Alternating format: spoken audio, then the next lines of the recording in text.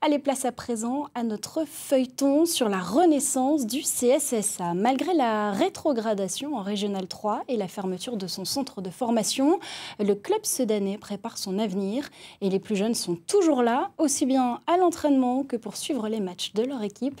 Alexandre Blanc, Ophélie Perroux et Guillaume Bellin. Dans la chambre d'Ilan comme dans son cœur cohabitent deux clubs de foot. Trop de passion dans le foot. Et voilà, j'ai tous les trucs de Sedan et un peu de Paris. Sedan et Paris, deux clubs qui se sont rencontrés quand le CSSA était en première division. J'ai des poneys. Sedan, ils avaient gagné. C'est mon père qui me l'a dit. C'était en l'an 2000, Sedan avait gagné 5-1. Dans ses draps aux couleurs du PSG, le garçon rêve en vert et rouge. En fait, on était à Sedan, puis là je marquais une lucarne. Je m'en souviens que de ça. Ilan marque aussi pour de vrai, avec l'équipe des moins de 9 ans. Son père le conduit au foot 3 fois par semaine. Dans la vie de tous les jours, je suis chauffeur routier, donc le volant je connais. Donc moi je l'amène à du goguet, je l'amène à ses plateaux, je l'amène au tournoi, au stage, je l'amène partout. Aujourd'hui, c'est entraînement. Depuis la liquidation judiciaire, le club n'a plus qu'un terrain pour une vingtaine d'équipes. Beaucoup moins de structures déjà.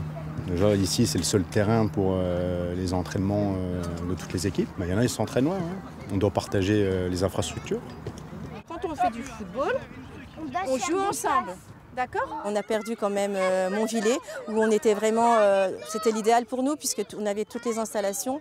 Donc c'est vrai qu'au niveau infrastructure, c'est très compliqué. Le manque de terrain d'entraînement, c'est peut-être le problème numéro 1 du club cette saison. On a des conditions d'entraînement pour l'équipe première, je dis bien pour l'équipe première, précaires. La semaine dernière, c'était les vacances. Il y a ceux dans le lac qui arrivent, elle a un demi-terrain. Élise, elle est cool. Moi, c'est moi qui est l'entraîneur. On va jouer contre Sainte-Anne-B, qui est une équipe pour monter. Vous savez ce que je fais, moi? Je vous promets, je dis à tout le monde de ramasser le terrain, on arrête. Et après, je vous appelle et je dis comment je fais pour m'entraîner maintenant. On compte beaucoup sur la mairie de Sedan. Elle nous a promis de mettre à notre disposition les nouveaux terrains sur anciennement le stade Émile Albo. La mairie de Sedan nous les a promis pour septembre 2025. D'ici la rentrée, l'autre étape que pourrait franchir le CSSA, ce serait de recréer une entreprise à côté de l'association pour pouvoir accueillir les investisseurs privés. Quelque part, c'est la suite logique de notre projet et de la progression du club, c'est-à-dire de rendre le club encore un peu plus fort financièrement, de le structurer encore plus. Poser cet acte de créer une société, c'est poser un acte fort par rapport à notre projet. Les grands projets du CSSA et ses petites victoires sont scrutés match après match par des observateurs passionnés. Quand ils ne commentent pas les rencontres en direct vidéo, depuis 3 ans, les bénévoles de Drapeau Vert Carton Rouge animent une émission hebdomadaire sur le club. Bonsoir à toutes et à tous.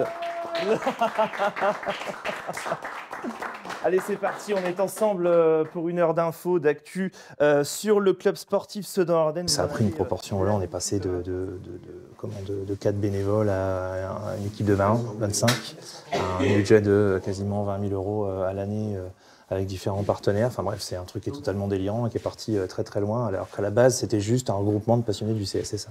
Un regroupement de passionnés qui a donné naissance à une véritable communauté. Ça a continué à faire vivre le club après l'été 2023. Alors que beaucoup de monde, dont moi, pensaient que ça allait être terminé. Je préfère cette ambiance-là. Je trouve que ça rassemble plus.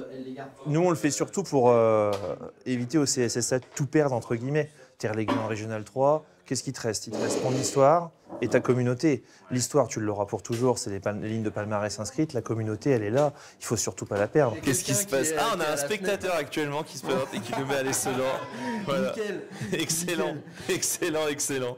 À Sedan, plus qu'un match avant la trêve, le CSSA, leader au classement, doit recevoir son dauphin et meilleur rival, la réserve de Charleville-Prix.